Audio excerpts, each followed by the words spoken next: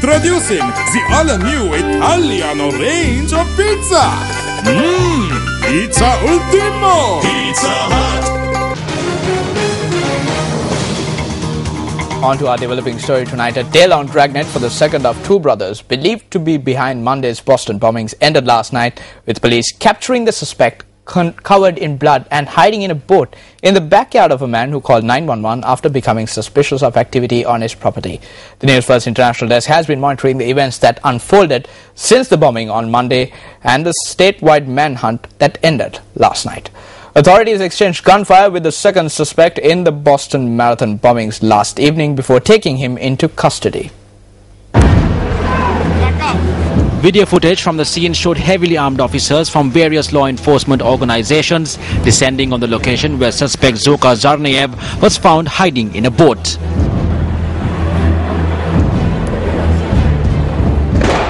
There are two more banks right there. According to Boston police, a telephone call from a resident led police to the boat where Tsarnaev was hiding, and a police helicopter detected a heat signal that confirmed his presence there.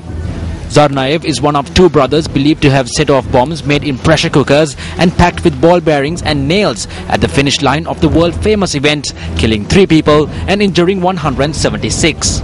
The older brother, Tamerlan Tsarnaev, was killed on Thursday night in a shootout with police less than a mile from where last night's capture took place. The FBI had publicized pictures of the two men on Thursday and asked the public for help in identifying them.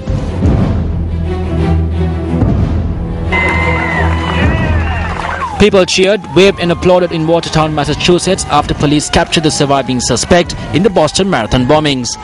The area looked like a party scene after a winning sports game. Some people yelled, "We got him," while others thanked the police as they drove by.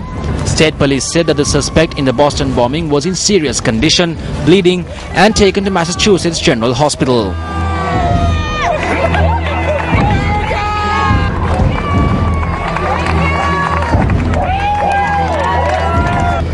It was a very, very complicated case, a very challenging case, and there are still some questions remaining to be answered. But as the Colonel said, because of that extraordinary collaboration and cooperation by all of these law enforcement resources and assets, and more to the point, people, professionals, who brought their A game, we have a suspect in custody tonight. Today, the City of Boston, the City of Cambridge, and the City of Watertown, and many other communities can breathe a sigh of relief knowing that two perpetrators who caused so much pain and anguish are no longer a threat to our personal safety and to our communities. U.S. President Barack Obama pledged that the United States will find out whether the two brothers suspected of carrying out the Boston Marathon bombings received help. Ending a stressful week, Obama appeared in the White House briefing room after police arrested the lone surviving suspect in the Boston suburb of Watertown, ending the manhunt. The other suspect was killed in a shootout overnight with police. Tonight, our nation is in debt to the people of Boston and the people of Massachusetts.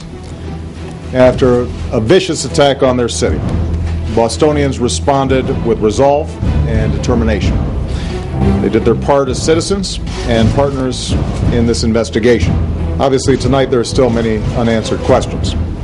The families of those killed so senselessly deserve answers.